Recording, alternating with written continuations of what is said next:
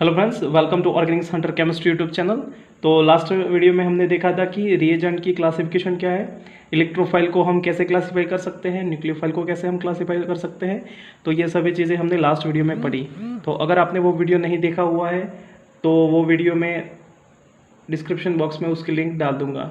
तो चलिए आज का वीडियो स्टार्ट करते हैं। तो आज का वीडियो बेसिकली है रिएक्शन मैकेनिज्म के बारे में कि रिएक्शन मैकेनिज्म है क्या। तो रिएक्शन मैकेनिज्म को हम बोल सकते हैं कि अगर कोई भी कंपाउंड है, अगर रिएक्टेंट से प्रोडक्ट में कन्वर्जन होता है तो उसके बीच का जो ये वे है उसकी स्टडी को हम रिएक्शन मैकेनिज्म की स्टडी कहते हैं। तो रिएक्शन मैकेनिज्म को पढ़ने के लिए कुछ इंपॉर्टेंट टॉपिक्स है जिसकी स्टडी हमें करनी बहुत ही इंपॉर्टेंट है। For example electron displacement effect, bond cleavage, types of intermediates, types of reaction.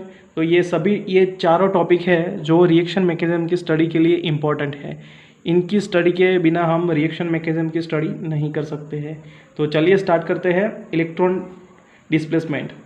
तो friends, electron displacement basically two type की होती है, एक परमानेंट एंड एक टेम्पररी। परमानेंट इफेक्ट उसे बोलते हैं जो कि रिएजेंट की एब्सेंस में भी होती है, और टेम्पररी इफेक्ट हम उसको बोलेंगे जो रिएजेंट की प्रेजेंस में ही हो गए। तो परमानेंट इफेक्ट में हम स्टडी करेंगे inductive effect, hyperconjugation and resonance. And temporary effect में हम स्टडी करेंगे इलेक्ट्रोमेरिक इफेक्ट। तो चलिए इलेक्ट्रोमेरिक इफेक्ट की डिप में स्टडी करते हैं। तो फ्रेंड्स, इलेक्ट्रोमेरिक इफेक्ट बेसिकली है क्या। तो इलेक्ट्रोमेरिक इफेक्ट को हम बोल सकते हैं complete transfer of shared pair of electrons in the presence of reagent is called electromeric effect. मतलब कि अगर ये इफेक्ट तभी होगा जब कोई रिएजेंट की प्रेजेंस होगी। ये एक टेम्पररी इफेक्ट है।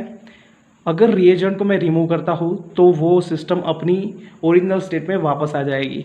तो इसीलिए ये इलेक्ट्रोमेरिक इफेक्ट रिएजेंट पे ही डिपेंड करती है, रिएजेंट की प्रेजेंस में ही ये इलेक्ट्रोमेरिक इफेक्ट शो करेगी। तो for example A double bond B है, अगर मैं रिएजेंट इस सिस्टम में अप्लाई करता हूँ या लाता हूँ तो तब चार्ज सेपरेशन होगा, जो कि दो पॉसिबिलिटी है, A plus B minus and A minus B plus. अगर बी की इलेक्ट्रोनेगेटिविटी ए से ज़्यादा हुई तो चार्ज सेपरेशन कुछ इस तरीके से होगा। अगर ए की इलेक्ट्रोनेगेटिविटी बी से ज़्यादा हुई तो चार्ज सेपरेशन इस तरह होगा, क्योंकि जो इलेक्ट्रोनेगेटिव एटम ज़्यादा होगा उस पर इलेक्ट्रॉन डेंसिटी स्टेबल होगी। यहाँ पे बी की इलेक्ट्रॉन नेगेटिविटी ज़्यादा है तो इलेक्ट्रॉन डेंसिटी यहाँ पे स्टेबल होगी, और यहाँ पे ए की इलेक्ट्रोनेगेटिविटी ज़्यादा है तो इलेक्ट्रॉन डेंसिटी ए पे स्टेबल होगी। अगर मैं सिस्टम से रिएजेंट को हटा देता हूँ तो सिस्टम फिर से जैसी थी वैसी ही हो जाएगी। इसलिए ये इलेक्ट्रोमेरिक इफेक्ट रिएजेंट पे ही डिपेंड करती है। तो चलिए इलेक्ट्रोमेरिक इफेक्ट का क्लासिफिकेशन देखते हैं। तो इलेक्ट्रोमेरिक इफेक्ट को हम दो तरीके से क्लासीफाई कर सकते हैं, एक प्लस ई इफेक्ट एंड एक माइनस ई इफेक्ट। अगर इलेक्ट्रॉन डिस्प्लेसमेंट अगर रिएजेंट की तरफ होता है तो हम उसे बोलते हैं plus E effect. For example ये पाई बॉन्ड इलेक्ट्रोफाइल की तरफ जाएगा क्योंकि ये इलेक्ट्रॉन डेफिशिएंट स्पीसी है, तो ये प्लस ई इफेक्ट शो करेगा। सिमिलरली यहाँ पे भी CH2 डबल बॉन्ड CH2 है और यहाँ से ये पाई बॉन्ड के इलेक्ट्रॉन इलेक्ट्रोफाइल पे अटैक करेंगे, तो ये रिएजेंट की तरफ इलेक्ट्रॉन्स आ रहा है, इसलिए हम उसको बोलेंगे plus E effect. Minus E effect, अगर रिएजेंट अटैक करता है और इलेक्ट्रॉन्स रिएजेंट से दूर जाते हैं तो हम उससे बोलेंगे minus E effect. For example nucleophile है जो कार्बोनिल पे अटैक करता है तो इलेक्ट्रॉन डेंसिटी न्यूक्लियोफाइल से दूर जाएगी, मतलब कि रिएजेंट से दूर जाएगी, तो हम इसे बोलेंगे माइनस ई इफेक्ट। सिमिलरली ये किटिन है और किटिन में अगर न्यूक्लियोफाइल अटैक करेगा तो electron density more electron negative atom की तरफ जाएगी, मतलब कि ऑक्सीजन की तरफ जाएगी, और ये रिएजेंट से दूर जा रही है, इसलिए हम इस इफेक्ट को बोलेंगे माइनस इलेक्ट्रोमेरिक इफेक्ट। नेक्स्ट देखते हैं identification of direction of displacement of pi electron. मतलब कि जब भी रिएजेंट की प्रेजेंस हो तब इलेक्ट्रॉन किस तरफ जाएंगे, तो ये किस पे डिपेंड करता है वो देखते हैं। सपोज़ मेरे पास ए डबल बॉन्ड बी है और इसको हम दो तरीके से देख सकते हैं, एक कि ए और बी की इलेक्ट्रोनेगेटिविटी सेम ना हो। तो जिस केस में इलेक्ट्रोनेगेटिविटी सेम ना हो तो उस केस में इलेक्ट्रॉन उस तरफ जाएंगे जिसकी इलेक्ट्रोनेगेटिविटी ज़्यादा हो। मतलब कि एग्जांपल से देखते हैं कि C डबल बॉन्ड O है, उस पर न्यूक्लियोफाइल अटैक करता है, तो इसमें इलेक्ट्रॉन्स उस तरफ जाएंगे जिसकी इलेक्ट्रोनेगेटिविटी ज़्यादा हो। मतलब यहाँ पे कार्बन और ऑक्सीजन में ऑक्सीजन की इलेक्ट्रोनेगेटिविटी ज़्यादा है तो इसमें इलेक्ट्रॉन्स ऑक्सीजन की तरफ जाएंगे। सिमिलरली यहाँ पे भी कार्बन है और उसकी दोनों साइड, एक साइड लगा है ऑक्सीजन और एक साइड लगा है नाइट्रोजन। तो जब भी न्यूक्लियोफाइल अटैक करेगा तो इलेक्ट्रॉन डिस्प्लेसमेंट जिसकी इलेक्ट्रोनेगेटिविटी ज़्यादा होगी उस तरफ इलेक्ट्रॉन्स जाएंगे। तो यहाँ पे नाइट्रोजन की इलेक्ट्रोनेगेटिविटी ऑक्सीजन से कम है, इसीलिए इलेक्ट्रॉन्स ऑक्सीजन पे जाएंगे। सिमिलरली हम दूसरे केस में देख सकते हैं, अगर ए और बी की इलेक्ट्रोनेगेटिविटी सेम हो तब क्या करेंगे। For example CH2 double bond CH2, तो यहाँ पे इलेक्ट्रॉन इस कार्बन पर भी जा सकते हैं या फिर इस कार्बन पर भी जा सकते हैं, कोई प्रॉब्लम नहीं होगा या कोई भी अलग नहीं दिखेगा। सिमिलरली दूसरा एग्जांपल ये है, ये सिमेट्रिकल एल्कीन है, तो इसमें भी इलेक्ट्रॉन यहाँ पे जाए या यहाँ पे जाए कोई फ़र्क नहीं पड़ता, क्योंकि जब असिमेट्रिकल एल्कीन हो तब फर्क पड़ता है। For example CH3 CH double bond CH2, तो इसमें इलेक्ट्रॉन्स इस तरफ जाएंगे क्योंकि यहाँ पे मिथाइल ग्रुप है, उसकी प्लस आई इफेक्ट है, तो वो अपने इलेक्ट्रॉन्स इस तरफ से पुश करेगा। तो यहाँ पे इलेक्ट्रॉनिक रिपल्जन होगा, इसकी वजह से यहाँ पे इलेक्ट्रॉन्स इस तरफ जाएंगे और इलेक्ट्रॉन डिस्प्लेसमेंट यहाँ होगा जब रिएजेंट प्रेजेंट होगा तब। सिमिलरली यहाँ पे भी दो प्लस आई इफेक्ट वाले ग्रुप हैं, तो यहाँ पे इलेक्ट्रॉन पुश करेंगे तो इलेक्ट्रॉन डेंसिटी इस तरफ जाएगी। Similarly CH3 double bond CHOR है, तो यहाँ पे ऑक्सीजन अपने लोन पेयर यहाँ डालेगा तो इलेक्ट्रॉन डेंसिटी इस तरफ जाएगी, तो इलेक्ट्रॉन डिस्प्लेसमेंट इस सिस्टम में इस तरह होगा। सिमिलरली यहाँ पे भी विनाइल अल्कोहल है, इसमें भी ऑक्सीजन अपने लोन पेयर यहाँ पे डोनेट करेगा, मतलब प्लस आर इफेक्ट, ऑक्सीजन अपनी प्लस आर इफेक्ट से इलेक्ट्रॉन डिस्प्लेसमेंट यहाँ तक करेगा। सिमिलरली एक और एग्जांपल है, ये साइक्लिक कंपाउंड है, इसमें भी oxygen plus are effect show करेगा और इलेक्ट्रॉन डिस्प्लेसमेंट यहाँ पे हो जाएगा, न कि यहाँ पे। अगर माइनस आई इफेक्ट शो करता है तो इलेक्ट्रॉन डेंसिटी यहाँ पे होनी चाहिए, पर रेजोनेंस की वजह से इलेक्ट्रॉन डेंसिटी यहाँ पे चली जाती है और हमको पता है कि रेजोनेंस इंडक्टिव इफेक्ट से ज़्यादा डोमिनेंट है, तो हम रेजोनेंस को ही कंसीडर करेंगे, इसी वजह से इलेक्ट्रॉन डेंसिटी यहाँ पे जाएगी। सिमिलरली नाइट्रोजन में भी ऐसे प्लस आर इफेक्ट्स की वजह से इलेक्ट्रॉन डेंसिटी यहाँ से यहाँ चली जाएगी। यहाँ पर भी same plus are effect and minus I effect show करेगा, बट रेजोनेंस ज़्यादा डोमिनेंट होगा तो यहाँ पे इलेक्ट्रॉन डेंसिटी यहाँ पे आ जाएगी। यहाँ पर भी ऑक्सीजन अपने lone pair plus are effect की मदद से इलेक्ट्रॉन डेंसिटी को यहाँ तक ले जाएगा। तो इस तरीके से हम डायरेक्शन कहाँ होगी पाई इलेक्ट्रॉन्स की, तो ये हम समझ सकते हैं, और ये सभी कॉन्सेप्ट्स हम रिएक्शन मैकेनिज्म में अप्लाई करेंगे, क्योंकि वहाँ पर ही इलेक्ट्रॉन डिस्प्लेसमेंट किस तरफ होगी वो कंसेप्ट अगर हमको समझ में आए होंगे तभी हम आगे रिएक्शन मैकेनिज्म में इजीली प्रॉब्लम्स सॉल्व कर पाएंगे। तो एक एग्जांपल देखते हैं, इलेक्ट्रोफिलिक एडिशन लेते हैं हम। तो इसमें क्या होगा कि ये साइक्लिक ऑक्सीजन वाली रिंग है, यहाँ पर इसकी हम इलेक्ट्रोफाइल प्लस न्यूक्लियोफाइल कोई रिएजेंट की से रिएक्शन करवाते हैं तो ये बनता है। तो इसमें क्या होगा, सबसे पहले यहाँ पे इलेक्ट्रॉन प्लस आर इफेक्ट की मदद से इलेक्ट्रोफाइल पे अटैक करेंगे और न्यूक्लियोफाइल चला जाएगा, तो फिर उसके बाद क्या होगा, ये बन जाएगा। अब ऑक्सीजन पे प्लस चार्ज हो गया, प्लस चार्ज आ गया है, तो ये जो साइट होगी वो इलेक्ट्रोफिलिक साइट होगी, क्योंकि ऑक्सीजन अपने लोन पेयर लेने की ट्राई करता होगा, तो माइनस आई इफेक्ट भी लगेगा, तो यहाँ पे इलेक्ट्रोफिलिक साइट हो जाएगी, तो न्यूक्लियोफाइल यहाँ पे अटैक करेगा और प्रोडक्ट बनाएगा, इस तरीके से प्रोडक्ट बनाएगा। तो आप देख सकते हैं यहाँ पे प्रोडक्ट बन गई। ओके, नेक्स्ट है, बहुत ही इंपॉर्टेंट है विनाइल क्लोराइड का। यहाँ पे chlorine plus are effect show करता है, इसी वजह से ये प्लस आर की वजह से इलेक्ट्रॉनिक डिस्प्लेसमेंट यहाँ होता है, पर क्लोरीन माइनस आई इफेक्ट भी शो करता है, तो यहाँ पे इलेक्ट्रॉन डेंसिटी लेने की भी ट्राई करता होगा। पर जब इलेक्ट्रॉनिक डिस्प्लेसमेंट इफेक्ट हम देखते हैं तो chlorine plus are effect show करता है माइनस आई से पहले। माइनस आई रिएक्टिविटी को एक्सप्लेन करने के लिए हम यूज़ करते हैं। नेक्स्ट है एलाइल अल्कोहल। तो जैसा कि एलाइल अल्कोहल में ऑक्सीजन लगा हुआ है एलाइल कार्बन पे, तो इससे क्या होगा कि ऑक्सीजन की माइनस आई इफेक्ट है, तो वो करेगा एलाइल कार्बन पर से जो इलेक्ट्रॉन डेंसिटी होगी वो अपनी तरफ खींचेगा, तो यहाँ से ये इलेक्ट्रॉन खींचेगा, तो ये एलाइल कार्बन वो इस पाई बॉन्ड की से इलेक्ट्रॉन खींचने की ट्राई करेगा, तो यहाँ पे इलेक्ट्रॉन डेफिशिएंसी फील होनी स्टार्ट होगी, तो जो इलेक्ट्रॉन डिस्प्लेसमेंट होगा ना वो इस तरीके से होगा।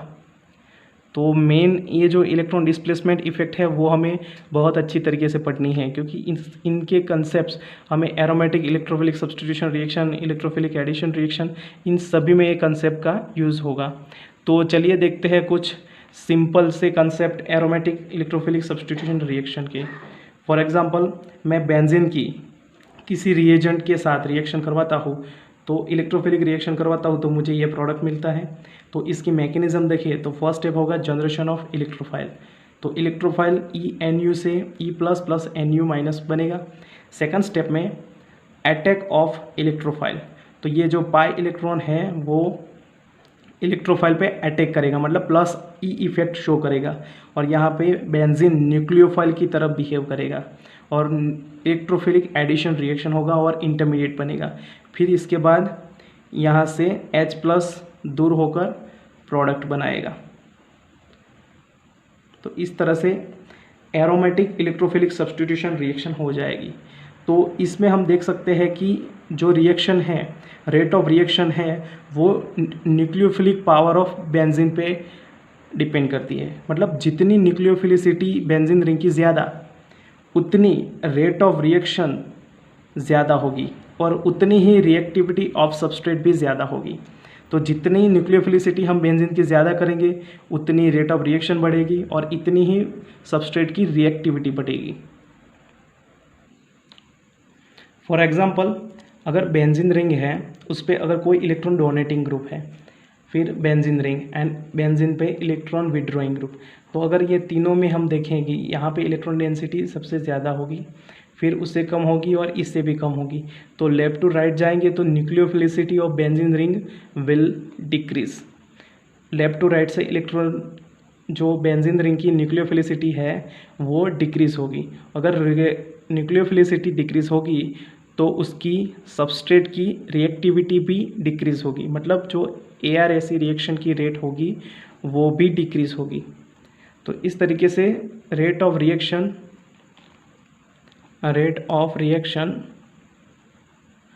किस पे डिपेंड करेगा? Nucleophilicity of benzene ring.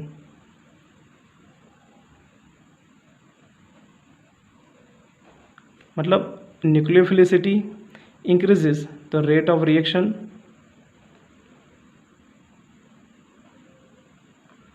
Increases. Okay, तो चलिए एक एग्जांपल लेते हैं। एनिलीन है एंड फिनॉल है। तो हम जानते हैं कि नाइट्रोजन की इलेक्ट्रोनेगेटिविटी ऑक्सीजन से कम है, तो क्या होगा? नाइट्रोजन अपने इलेक्ट्रॉन इजीली डोनेट कर पाएगा और ऑक्सीजन इतने जल्दी इलेक्ट्रॉन डोनेट नहीं कर पाएगा। तो इस वजह से एनिलीन में NH2 का R+ का नेचर ज़्यादा डोमिनेट होगा कंपेयर टू OH। तो जो एनिलीन की बेंजीन रिंग होगी वो ज़्यादा न्यूक्लियोफिलिक होगी कंपेयर टू फिनॉल।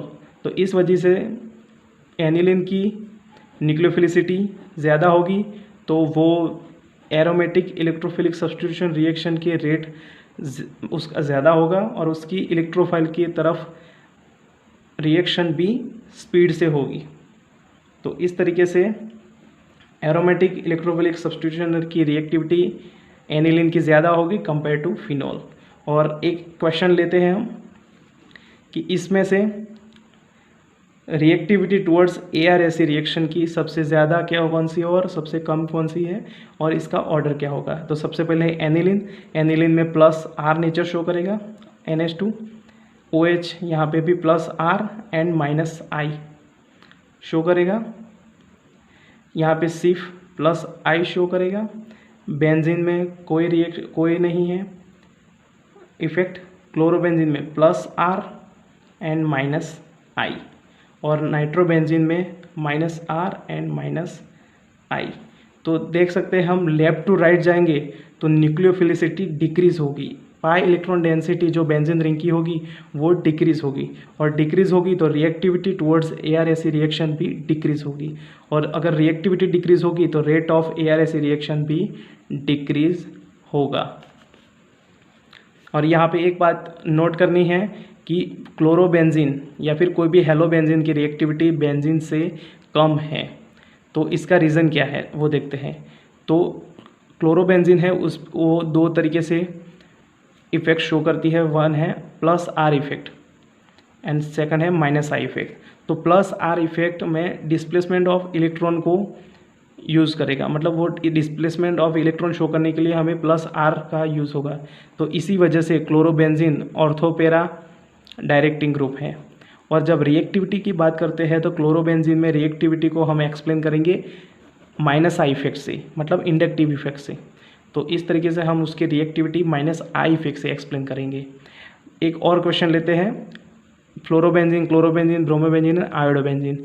तो इसमें से रिएक्टिविटी ARSE में रिएक्शन रेट ऑफ रिएक्शन सबसे ज़्यादा कौन सी होगी, कम कौन सी होगी, और इसका ऑर्डर कौन सा होगा।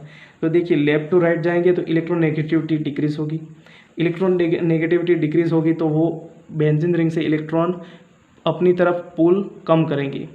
तो कम करेंगे तो क्या होगा कि इलेक्ट्रॉन डेंसिटी बढ़ेगी, मतलब न्यूक्लियोफिलिसिटी बढ़ेगी, और न्यूक्लियोफिलिसिटी इंक्रीज हो गई तो रिएक्टिविटी टुवर्ड्स इलेक्ट्रोफाइल भी इंक्रीज होगा। तो reactivity towards electrophilic aromatic substitution भी इंक्रीज होगा, और उसी वजह से रेट ऑफ रिएक्शन भी इंक्रीज होगा।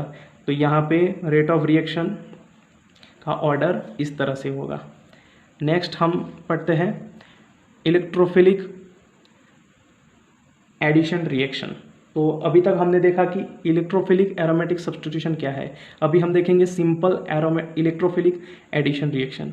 हम सिंपल एग्जांपल लेते हैं, ये कोई सिमेट्रिकल अल्कीन है, उसकी ENU से रिएक्शन होती है और ये प्रोडक्ट बनती है। तो मैकेनिज्म देखिए, तो मैकेनिज्म में फर्स्ट स्टेप क्या होगा कि जो एल्कीन है वो क्या करेगी, इलेक्ट्रोफाइल पे अटैक करेगा, और रेट डिटरमाइनिंग स्टेप होगा ये, और इससे हमारा बनेगा कार्बोकैटायन। फिर क्या होगा, सेकंड स्टेप में न्यूक्लियोफाइल यहाँ पे प्लस चार्ज पे अटैक करेगा और प्रोडक्ट बनाएगा। तो ये फर्स्ट स्टेप है हमारा स्लो है और रेट डिटरमाइनिंग स्टेप है। तो ये पूरी reaction rate of reaction rate determining step पे डिपेंड करेगी, मतलब कि एल्कीन जितनी जल्दी इलेक्ट्रोफाइल पे अटैक करेगा उतनी जल्दी रिएक्शन होगी और उतनी जल्दी प्रोडक्ट बनेगी। तो जितनी एल्कीन की न्यूक्लियोफिलिसिटी ज़्यादा उतनी रेट ऑफ रिएक्शन ज़्यादा होकर और उतनी ही रिएक्टिविटी ऑफ सबस्ट्रेट भी ज़्यादा होगी, मतलब जितनी एल्कीन पे इलेक्ट्रॉन डेंसिटी ज़्यादा होगी उतनी ही रेट ऑफ रिएक्शन ज़्यादा होगी। तो चलिए इस पे हम एक एग्जांपल ले लेते हैं।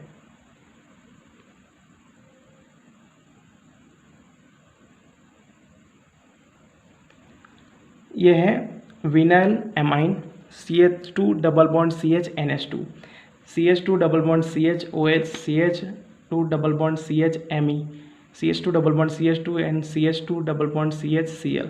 तो लेफ्ट टू राइट जाएंगे तो क्या होगा कि जो प्लस R नेचर है वो कम हो जाएगा, मतलब कि जो इलेक्ट्रॉन डेंसिटी होगी एल्कीन की वो भी कम हो जाएगी। तो इससे हम देख सकते हैं कि न्यूक्लियोफिलिसिटी भी लेफ्ट टू राइट जाएंगे तो डिक्रीज़ होगी, और अगर एल्कीन की न्यूक्लियोफिलिसिटी डिक्रीज़ होती है तो सीधे सीधा रेट ऑफ रिएक्शन भी डिक्रीज़ ही होगा। ओके, तो कभी भी ये ऑर्डर लिखने को अगर एग्ज़ाम में आए तो आपको सबसे पहले न्यूक्लियोफिलिसिटी ही देखनी है। नेक्स्ट है ये विनाइल हैलाइड है, तो देखते हैं हम कि CH2 double bond CHF। Left to right जाएंगे तो fluorine, chlorine, bromine and iodine. Left to right जाने पर इलेक्ट्रोनेगेटिविटी डिक्रीज होती है, और इलेक्ट्रोनेगेटिविटी डिक्रीज होगी मतलब इलेक्ट्रॉन की अपनी तरफ पुल करने की पावर कम होगी, तो इससे इलेक्ट्रॉन जो एल्कीन होगी उस पर न्यूक्लियोफिलिसिटी इंक्रीज होगी, और न्यूक्लियोफिलिसिटी इंक्रीज होगी तो रेट ऑफ रिएक्शन भी इंक्रीज होगा ही। ओके, यहाँ पे एक बात नोट करनी है कि halo alkene are less nucleophilic as well as less reactive towards electrophilic addition reaction, मतलब कि ये जो नॉर्मल एल्कीन है उसकी रिएक्टिविटी जो हेलो एल्कीन होगी उससे ज़्यादा होगी, क्योंकि यहाँ पे हेलो एल्कीन पे माइनस आई इफेक्ट होगा, जो मैंने लास्ट पेज पे भी बताया कि रिएक्टिविटी के लिए हमें माइनस आई को कंसीडर करना है, प्लस आर को नहीं। प्लस आर को हम देखेंगे इलेक्ट्रॉनिक डिस्प्लेसमेंट के लिए। ओके, तो इसी वजह से हेलो एल्कीन नॉर्मल एल्कीन से लेस रिएक्टिव है। तो चलिए एक एग्जांपल कर देते हैं, फटाफट आप वीडियो को पॉज कीजिए और इस क्वेश्चन को आंसर करने की ट्राई करिए। तो सबसे पहले हम देखते हैं 1 2 3 4 5 एंड 6 नंबरिंग कर देते हैं 1 2 3 4 5 एंड 6। तो वीडियो पॉज कीजिए और आंसर प्रेडिक्ट कीजिए, फिर देखते हैं आंसर। तो चलिए 1 नंबर है और 2 नंबर है, ये दोनों कौन सी इफेक्ट शो करेंगे, plus R. Second, third and fifth कौन से इफेक्ट शो करेंगे, fourth and fifth plus I and 6 वाला माइनस आई। तो इससे क्या हो गया, जो सेकंड नंबर है इसमें इलेक्ट्रोनेगेटिविटी नाइट्रोजन की कम है कंपेयर टू ऑक्सीजन, तो ये अच्छी तरीके से इलेक्ट्रॉन दे पाएगा। तो क्या होगा, ये न्यूक्लियोफिलिसिटी सेकंड नंबर वाले की बढ़ जाएगी। तो न्यूक्लियोफिलिसिटी का सबसे ज़्यादा किसकी होगी, सेकंड की। फिर नेक्स्ट है ऑक्सीजन, क्योंकि मैंने आपको बताया था कि सबसे पहले हमें क्या कंसिडर करना है, रेजोनेंस, फिर उसके बाद इंडक्टिव इफेक्ट। तो रेजोनेंस के हिसाब से सेकंड नंबर की न्यूक्लियोफिलिसिटी सबसे ज़्यादा होगी, फिर फर्स्ट 1 नंबर वाले की, फिर ये है थर्ड, फोर्थ एंड फिफ्थ। तो देखिए फिफ्थ नंबर में 2 प्लस आई वाले ग्रुप है, फोर्थ नंबर में एक ही प्लस आई वाला ग्रुप है, और यहाँ पे सिर्फ हाइड्रोजन है और कोई प्लस आई वाला ग्रुप नहीं है, और यहाँ पे माइनस आई वाला ग्रुप है। तो इसकी तो न्यूक्लियोफिलिसिटी सबसे कम होगी, और हमें सिर्फ कंसिडर करना है इन तीनों में से। तो इसमें प्लस आई इफेक्ट ज़्यादा है, तो 5, 4, 3 एंड 6, तो ये आपका आंसर हो जाएगा। ठीक है, तो ये आपका आंसर। एक और क्वेश्चन है ये, इसमें हमें देखना है कि न्यूक्लियोफिलिसिटी का ऑर्डर क्या होगा। और एक बात याद रखना, न्यूक्लियोफिलिसिटी का order is proportional to rate of reaction. तो दोनों तरह के क्वेश्चन आपसे पूछ सकते हैं कि न्यूक्लियोफिलिसिटी का ऑर्डर क्या है, या फिर rate of reaction, electrophilic rate of reaction क्या होगा। तो इसमें देखिए हमें सबसे पहले कंसिडर करना है रेजोनेंस। तो यहाँ पे इलेक्ट्रॉन डेंसिटी ज़्यादा होगी, तो इस अल्किन में न्यूक्लियोफिलिसिटी ज़्यादा होगी। इसमें प्लस आई इफेक्ट है, इसमें प्लस आर इफेक्ट है, और इसमें अभी कोई इफेक्ट नहीं है, इसमें माइनस आई इफेक्ट होगी। ठीक है, तो सबसे ज़्यादा कहाँ होगी, प्लस आर में। तो ये 1 नंबर ए सबसे ज़्यादा होगा, फिर बी एंड फिर सी। तो रेट ऑफ रिएक्शन का भी यही ऑर्डर होगा, और न्यूक्लियोफिलिसिटी का भी यही ऑर्डर होगा। और लास्ट क्वेश्चन देख लेते हैं। और लास्ट क्वेश्चन देखने से पहले आपको एक बात नोट करनी है कि alkenes are more nucleophilic than alkyne. क्यों रीज़न है उसकी, इलेक्ट्रोनेगेटिविटी। मतलब जो अल्किन है इसमें हाइब्रिडाइजेशन होता है sp2, और जो अल्काइन होता है इसमें होता है sp। तो इसमें s कैरेक्टर 33% है एंड इसमें s कैरेक्टर 50% है। तो मतलब s character is proportional to electronegativity. तो जितना ज़्यादा s कैरेक्टर होगा उतनी इलेक्ट्रोनेगेटिविटी बढ़ेगी, और इलेक्ट्रोनेगेटिविटी जितनी बढ़ती है तो न्यूक्लियोफिलिसिटी या फिर इलेक्ट्रॉन डोनेट करने की एबिलिटी कम हो जाती है। मतलब ये इन्वर्सली प्रोपोर्शनल हो जाएगा। तो इसी वजह से हम यहाँ पे एक बात याद रखनी है कि एल्किन की न्यूक्लियोफिलिसिटी अल्काइन से ज़्यादा होगी। सॉरी, मैं अगेन रिपीट करता हूँ कि अल्किन की न्यूक्लियोफिलिसिटी अल्काइन से ज़्यादा होगी। और इस क्वेश्चन में हम देखते हैं सबसे पहले ए, तो इसमें प्लस आर इफेक्ट है, मतलब न्यूक्लियोफिलिटी सबसे ज़्यादा किसकी होगी, ए की। फिर देखिए B, C and D. D तो अल्काइन है, sp कैरेक्टर, मतलब इलेक्ट्रोनेगेटिविटी ज़्यादा हो जाएगी, तो मतलब यहाँ पे तो न्यूक्लियोफिलिसिटी कम हो जाएगी। तो लास्ट वाला आ जाएगा डी। अब बचे बी एंड सी। तो बी में देखिए सिर्फ एक ही ग्रुप है प्लस आई वाला, और सी में 4 प्लस आई वाले ग्रुप हैं। तो बी एंड सी में न्यूक्लियोफिलिसिटी सी की ज़्यादा होगी कंपेयर टू बी। तो ये हमारा आंसर आ जाएगा। तो ये हमारा पूरा इलेक्ट्रोफिलिक एडिशन रिएक्शन कंप्लीट होता है, और इसी के साथ इलेक्ट्रोमेरिक इफेक्ट भी कंप्लीट होता है। और नेक्स्ट वीडियो में हम स्टार्ट करेंगे inductive effect. Thank you for the watching.